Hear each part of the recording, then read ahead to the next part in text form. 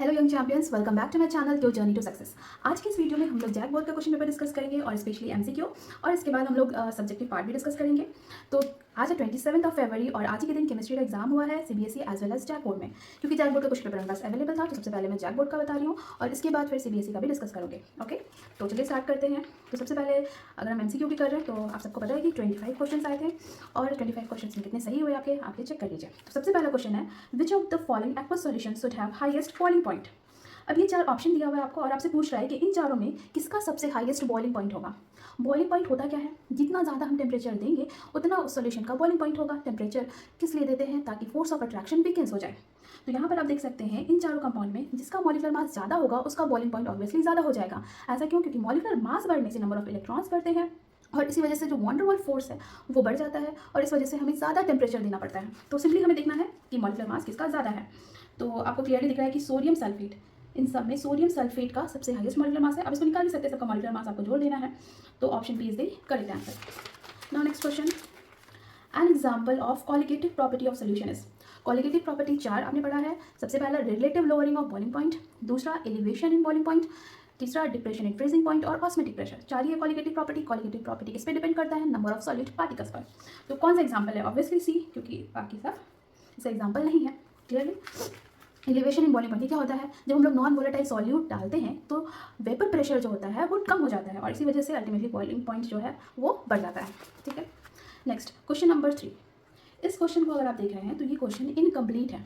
इसे गलत भी कह सकते हैं बट मैं कहूँगी कि ये इनकम्प्लीट है, क्योंकि हो सकता है कुछ प्रिंटिंग मिस्टेक हो। क्योंकि यहाँ पे आपको क्वेश्चन में दे रहा है what is the molarity of a solution with a mass of solute 10 kg and 100 litre volume. यहाँ पे मास दे दिया है सॉल्यूट का, सॉरी, एंड वॉल्यूम दिया है, बट यहाँ पर मोलर मास नहीं दिया हुआ है, नहीं उस कंपाउंड के बारे में दिया हुआ है। तो हम कैसे निकालेंगे उसका मॉलिक्यूलर मास? और जब हमें मॉलिक्यूलर मास नहीं पता होगा तो मोलैरिटी हम कैलकुलेट नहीं कर सकते, क्योंकि मोलैरिटी क्या होता है? Number of moles of solute present in पर लीटर ऑफ सॉल्यूट। तो अगर आप इन चारों में से कोई भी ऑप्शन टिक करेंगे तो आपको मास मिलेगा ही मिलेगा। ठीक है, तो next question number 4, the unit of molar conductivity. Molar conductivity का यूनिट पूछ रहा है। यूनिट मैंने बोला था कि यूनिट बहुत इंपॉर्टेंट होता है। ठीक है, मोलर कंडक्टिविटी क्या होता है कि जब हम लोग 1 मोल सॉल्यूट लेते हैं तो उसका कंडक्टिविटी कितना होगा। तो सबसे पहले इसका फॉर्मूला क्या होता है? Kappa into 1000 upon molarity. का यूनिट क्या होता है? ओम इनवर्स सेंटीमीटर इनवर्स या मीटर इनवर्स, कुछ भी लीजिए, इंटू 1000। तो इसका कोई यूनिट नहीं है, नंबर है। मोलैरिटी, मोलैरिटी का क्या होता है? मोल पर लीटर। ठीक है, अब यहाँ पे आपको दिख रहा है सेंटीमीटर में दिया हुआ है, तो हम क्या लीटर को सेंटीमीटर में चेंज कर सकते हैं? ऑब्वियसली कर सकते हैं। 1 litre equals to 1 centimetre cube. तो यहाँ पर अब देखिए क्या लिख सकते हैं? Ohm inverse centimetre inverse mole and centimetre cube. अब ये कट हो गया। ओम इनवर्स को हम लोग साइन लिख सकते हैं। ठीक है, उसके बाद ये सेंटीमीटर, सॉरी साइन हो गया, फिर हो गया centimetre square and mole inverse. ठीक है, आई होप ये क्लियर हो गया होगा। तो अब देख लेते हैं कौन सा ऑप्शन है। तो option B is the correct answer. ठीक है, इजी था।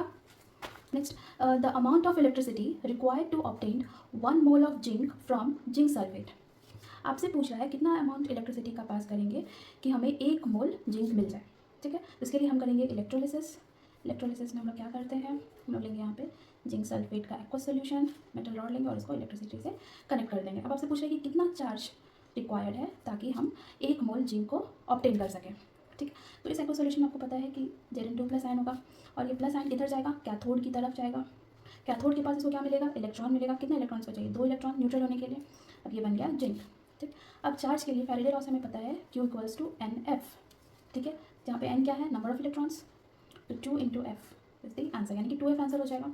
देखिए सिंपली इसका मतलब ये हुआ कि आपको पता है कि 1 मोल अगर इलेक्ट्रॉन है तो कितना इलेक्ट्रिसिटी प्रोड्यूस करता है? 1 फैराडे। जब 2 मोल इलेक्ट्रॉन होगा तो कितना करेगा? 2 into F, that is 2F। Clear. Next question number 6, the unit of rate constant for the reaction 2H2 plus 2NO gives 2H2 NN2 which has rate R equals to K H2 NO3। ठीक है, simply आपको यहाँ पर क्या निकालना है? Unit of rate constant, K का value निकालना है। रेट का एक्सप्रेशन दिया हुआ है तो K इक्वल्स टू क्या हो जाएगा? R upon H2 NO2। ठीक है, ये थर्ड ऑर्डर रिएक्शन है। ठीक, क्योंकि 1 + 2 क्या हो जाएगा? 3। Now rate of the reaction, rate of the reaction का यूनिट क्या होता है? Rate equals to change in concentration per unit time होता है ना, और कंसंट्रेशन का यूनिट क्या होता है, मोल पर लीटर, और टाइम का सेकंड। तो ऊपर में जाएगा तो क्या हो जाएगा, सेकंड इनवर्स। ठीक है, अब कंसंट्रेशन का पता है, सबको पुट करिए और की का वैल्यू निकालिए। तो पहले ऊपर ले लेते हैं मोल, सेकंड इनवर्स, इनवर्स हो गया। अब कंसंट्रेशन है तो कंसंट्रेशन का यूनिट क्या होता है, मोल पर लीटर। यहाँ पे भी मोल पर लीटर, बट यहाँ पे स्क्वायर है, तो mole square litre inverse square. ठीक है, मोल मोल यहाँ से कट गया, लीटर इनवर्स कटा, सेकंड इनवर्स रहेगा। अब ये मोल स्क्वायर ऊपर जाएगा तो mole inverse square litre square and second inverse. अब देख लीजिए कौन सा ऑप्शन है, option C is the correct answer. Next question number 7। 7 देखिए क्या बोल रहा है, 7 बोल रहा है what is the concentration of the reaction in first order reaction. First order reaction का कंसंट्रेशन क्या होगा रिएक्टेंट का, when the rate of the reaction is 0.6 molarity second inverse and the rate constant is 0.035 second inverse. Means इस question में आपको क्या निकालना है, कंसंट्रेशन निकालना है रिएक्टेंट का फर्स्ट ऑर्डर रिएक्शन का। तो फॉर्मूला पता होना चाहिए, according to rate law we know that R equals to K into concentration of reactant. ठीक है, अब यहाँ पर आपको कंसंट्रेशन निकालना है, रेट ऑफ द रिएक्शन दिया हुआ है एंड रेट कांस्टेंट भी दिया हुआ है, सिंपली आपको क्या निकालना है, कंसंट्रेशन। इससे इजी क्वेश्चन क्या हो सकता है, चलिए रेट ऑफ द रिएक्शन कितना है 0.6 molarity second inverse equals to K का वैल्यू क्या है 0.035 सेकंड इनवर्स इंटू A। ठीक है, अब हम यहाँ पे सॉल्व कर लेते हैं। नॉट कितना हो जाएगा 0.6 molarity second inverse 0.035 second inverse. Second inverse cut हो गया, मोलैरिटी मोल पर लीटर यूनिट इसका होता ही है। ठीक है, अब इसको सॉल्व कर लीजिए। पॉइंट है ऊपर जाएगा तो 1000 और नीचे आएगा तो 10, कट गया 600 अपॉन 35 कितना हो जाएगा 5 7 से 35, 5 1 से 5, 5 2 से 10, 0, 7 1 से 7, 7 डिवाइड बाई 120 कितना हो जाएगा 17.14 मोलैरिटी, यानी कि ऑप्शन बी हो जाएगा आपका करेक्ट आंसर। ठीक है, अब question 8, Arrhenius equation. Arrhenius scientist क्या बोलते हैं कि जब हम टेम्परेचर इंक्रीज करते हैं किसी सॉल्यूशन का तो रेट ऑफ द रिएक्शन भी बढ़ जाता है, और ये जो बढ़ता है वो एक्सपोनेंशियली बढ़ता है। और उसका इक्वेशन क्या है, K equals to A to the power A into E to the power minus EA by RT। तो ऑप्शन बी करेक्ट। क्वेश्चन है इनमें से कौन सा डायमैग्नेटिक है, वेनेडियम, स्कैंडियम, कॉपर और मैंगनीज। तो डायमैग्नेटिक है या नहीं है, इसके लिए आपको क्या करना है, आपको सबसे पहले सबका एटॉमिक नंबर पता होना चाहिए। एटॉमिक नंबर पता होने के बाद आपको इसका इलेक्ट्रॉनिक कॉन्फिगरेशन लिखना आना चाहिए, और उसके बाद इसलिए बता पाएंगे कि कौन सा पैरा है कौन सा डाया है। अगर सारा पेयर्ड होगा इलेक्ट्रॉन्स तो वो हो जाएगा डायमैग्नेटिक, अगर कोई एक भी अगर अनपेयर्ड है यानी कि वो हो जाएगा पैरामैग्नेटिक। तो चेक करते हैं। सबसे पहले वेनेडियम +2, वेनेडियम का एटॉमिक नंबर होता है 23, यानी कि अगर सिर्फ वेनेडियम होता तो क्या होता है 4s2 3d3। ठीक, बट +2 है तो 4s0 3d3, यानी कि इसके पास तो अनपेयर्ड इलेक्ट्रॉन है, तो ये हो गया para not a dia. Scandium +3, इसका क्या हो जाएगा 4s2 3d1, बट +3 है तो यानी कि 4s0 3d0, तो यानी कि कोई भी अनपेयर्ड इलेक्ट्रॉन नहीं है, इस वजह से ये हो जाएगा डायमैग्नेटिक। उसी तरह से कॉपर Cu+2, अब आगे देखने की भी जरूरत नहीं है, बट फिर भी आप चेक कर सकते हैं, बट इतना कॉन्फिडेंट होना चाहिए कि हाँ ये बिल्कुल सही है, और बी हो जाएगा करेक्ट आंसर। फिर भी ठीक है, मैं बता देती हूँ। कॉपर का है 29, again 4s2 3d9, basically 4s1 3d10 होता है इसका इलेक्ट्रॉनिक कॉन्फिगरेशन, बट +2 है तो 4s0 3d9, तो 9 है, यानी कि फिर से यहाँ पे भी एक अनपेयर्ड इलेक्ट्रॉन हो जाएगा। मैंगनीज +3, इसका 25 होता है, जब चार्ज ना हो तो 4s2 3d5 होता है, बट यहाँ पे चार्ज है तो 4s0 3d4 हो जाएगा, यानी कि इसके पास भी 4 अनपेयर्ड इलेक्ट्रॉन है। तो ऑप्शन बी होगा हमारा correct answer. Which property of transition metal enables them to behave as a catalyst. तो आप सबको पता है कि वेरिएबल ऑक्सीडेशन स्टेट होता है ट्रांजिशन मेटल का, और इसी वजह से ये कैटलिस्ट की तरह हम इसे यूज़ करते हैं, जैसे कि हैवर्स प्रोसेस में आयरन का यूज़ करते हैं। 11, oxidation state of copper in CuNH3O4+2। तो NH3 जो होता है ये होता है न्यूट्रल लिगेंड, है ना, ये है न्यूट्रल लिगेंड। न्यूट्रल लिगेंड का ऑक्सीडेशन स्टेट होता है 0।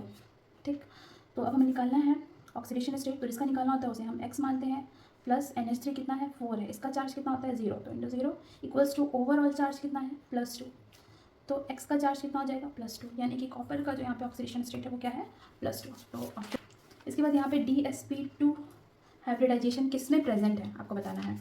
तो आपको पता होना चाहिए कि निकल +2 जहाँ पर होगा वो हो जाएगा DsP2 हाइब्रिडाइजेशन। कैसे, तो देखिए यहाँ पर आपको दिख रहा है क्लियरली Ni+2 है, यानी कि 4s0 3d8, 2 3 4 5 6 7 8। अब यहाँ पर आपको दिख रहा है जो Cn जो है ये स्ट्रॉन्ग लिगेंड है, स्ट्रॉन्ग लिगेंड है, यानी कि यहाँ पे पेयरिंग हो जाएगा, और D जो ऑर्बिटल है ये एक खाली हो जाएगा, और यहाँ पे 4 लिगेंड, एक S में जाएगा और 2 P में जाएगा, यानी कि इसका हाइब्रिडाइजेशन क्या हो जाएगा DS P2, तो option B is the correct answer. Next, what is the IUPAC name of the compound. इसका IUPAC नेम क्या होगा? तो देखिए ब्रोमीन यहाँ पर अटैच है तो नंबर यहाँ से होगा 1 2 3 4। 1 पे है ब्रोमीन तो 1 ब्रोमो, 4 कार्बन है तो ब्यूट, और 2 पे क्या है डबल बॉन्ड तो इन, तो 1 bromo but 2 yne. Next question number 14, इसमें पूछ रहा है कि जो फिल्केस्टन रिएक्शन है वो कौन से मीडियम में होता है? तो वो होता है ड्राई एसीटोन में। ठीक है, ऐसा क्यों? क्योंकि ड्राई एसीटोन होता है पोलर एप्रोटिक सॉल्वेंट, और इसी वजह से ये पोलैरिटी देता है। जो ये SN2 रिएक्शन इसमें होता है फिल्केस्टन रिएक्शन में, उसको स्पीड अप करता है, फास्टन करता है। ठीक है, नेक्स्ट क्वेश्चन नंबर 15, इसमें पूछ रहा है the test use to distinguish between primary, secondary and tertiary alcohol is. तो अल्कोहल का टेस्ट अगर हमें बताना है कि कौन सा प्राइमरी या सेकेंडरी या टर्शियरी है, तो उसके लिए हम कौन सा टेस्ट यूज़ करते हैं? That is Lucas test. क्योंकि जो टॉलेंस टेस्ट है वो एल्डिहाइड के लिए यूज़ होता है, फिलिंग टेस्ट होता है एल्डिहाइड और कीटोन के लिए, और हिंसबर्ग टेस्ट होता है अमीन्स के लिए। तो Lucas test, that is option B is the correct answer. Ethyl alcohol में अगर कॉपर डालते हैं और रेड हॉट कॉपर डालते हैं और 573 केल्विन पर हीट करते हैं तो क्या होता है? It is a weak oxidizing agent, मतलब ये इथेनॉल को ऑक्सीडाइज कर देता है। तो अल्कोहल का जब ऑक्सीडेशन होता है तो क्या बनता है? एसिटल्डिहाइड। अगर हम लोग यहाँ पे स्ट्रॉन्ग ऑक्सीडाइजिंग एजेंट लेते तो उस केस में हमें मिलता एसिड मिलता। ठीक है, बट यहाँ पर ये स्ट्रॉन्ग नहीं है, इस वजह से एल्डिहाइड तक बनेगा। Which reaction is use for the preparation of systematic and asystematic ether. ठीक, तो यहाँ पे भी आप देखिए कि फिल्केस्टन है तो ये तो हैलाइड्स के लिए है, राइमोटामन अगेन एल्डिहाइड के लिए, विलियमसन सिंथेसिस। ये रिएक्शन यूज होता है सिस्टमैटिक और एसिस्टमैटिक ईथर बनाने में। ठीक है, अगेन इटार भी एल्डिहाइड के लिए ही है। ऑक्सीडेशन ऑफ प्रोपेन 1ऑल विथ अल्काइल KMnO4। ठीक है, तो अब यहाँ पर अल्कालाइन KMnO4 ले लिया तो ये भी है स्ट्रॉन्ग ऑक्सीडाइजिंग एजेंट, तो प्रोपेन 1ऑल क्या बन जाएगा? Propanoic acid, option B correct. ये कौन सा रिएक्शन है? फिनॉल से सैलिसल्डिहाइड, क्या है ये? राइमोटामन रिएक्शन। ठीक है, हाँ। What is the relation between acidic strength of A and B। इन दोनों में एसिडिक स्ट्रेंथ किसका अधिक है? तो क्लियरली दिख रहा है कि मिथॉक्सी, यहाँ पे ऑक्सीजन के पास है लोन पेयर, और ये क्या है? ये प्लस आर, ये इलेक्ट्रॉन डोनेट करेगा, ये इलेक्ट्रॉन अपना दे रहा है, तो यानी कि इलेक्ट्रॉन डेंसिटी यहाँ बढ़ा रहा है, बढ़ाएगा, इसके पास इलेक्ट्रॉन ज़्यादा आ जाएगा, तो H यहाँ से निकल पाएगा क्या? इसलिए नहीं निकल पाएगा। इसको निकलने के लिए जो इसका कॉन्जुगेट बेस जो बनेगा वो स्टेबल होना चाहिए। स्टेबल इसको कौन करेगा? जो कि इसे इलेक्ट्रॉन ले, ना कि जो इसको इलेक्ट्रॉन दे। तो नाइट्रोजन डाइऑक्साइड, ये क्या है? ये ग्रुप कैसा है? इलेक्ट्रॉन विथड्रॉइंग ग्रुप है, तो इस वजह से एसिडिक स्ट्रेंथ B का ज़्यादा होगा A से, यानी कि ऑप्शन बी का ज़्यादा है, option C is the correct answer. Okay, तो अब देखिए ये रिएक्शन है C6H5CO NH2 Br2 NaOH। ये कौन सा रिएक्शन है? ये है हॉफमैन ब्रोमाइड डिग्रेडेशन रिएक्शन। तो इस रिएक्शन में क्या होता है? बेसिकली ये जो कार्बोनिल ग्रुप है ये हट जाता है और C6H5NH2 ये जुड़ जाता है, मतलब ये एनिलीन बनता है, तो option C is the correct answer. ठीक है, the test use to distinguish between primary amine and secondary amine. Lucas तो अल्कोहल के लिए हम छोड़ नहीं सकते इसको। फिलिंग है एल्डिहाइड एंड कीटोन के लिए, टॉलेंस है अगेन एल्डिहाइड के लिए। अभी देखा कार्बाइल अमाइन टेस्ट, तो जिसको नहीं भी आता होगा तो देखिए अमाइन है ना, चलो इसको टिक कर देते हैं, तो ये सही होगा और बेसिकली ये सही भी है। Question number 23, which of the following monosaccharide is a ketohexose. ठीक है, इसमें से कौन सा कीटोहेक्सोस का मोनोसैकेराइड है? तो कीटो मतलब कीटोन ग्रुप किसमें होता है? फ्रुक्टोज में, तो C is the correct answer. Identify the complementary strands of DNA primary structure ATG CC GA TC। तो सिंपली आपको ये बस पता हो कि जो एडेनिन होता है वो हमेशा थायमिन के साथ पेयर करता है, और जो साइटोसिन होता है वो हमेशा ग्यूनेनिन से पेयर करता है, तो यानी कि ए जो है हमेशा टी के साथ पेयर करेगा, टी ए के साथ। तो ऑब्वियसली पहले और मतलब दिख रहा है आपको कि ऑप्शन बी सही जा रहा है, तो B is the correct answer. But यहाँ पे कुछ प्रिंटिंग मिस्टेक अगेन हुआ है, यहाँ पे जे हो गया है, ये देखिए ए है तो यहाँ पे टी होना चाहिए, बाकी सब सही है। ठीक है, अब आ गया last question, retinol is vitamin. तो ये कौन सा विटामिन होता है? Vitamin A. तो ऑप्शन कौन सा सही है? ए ही ऑप्शन सही है। तो ये था MCQ क्वेश्चन सारा जो कि जैक बोर्ड में आया है। आई होप आप सबको अच्छे से समझ में आया होगा और मेरे ख्याल से सबका अच्छा मार्क्स आए। तो मिलते हैं नेक्स्ट वीडियो में, तब तक के लिए bye, take care and all the best for rest of the exam. Thank you.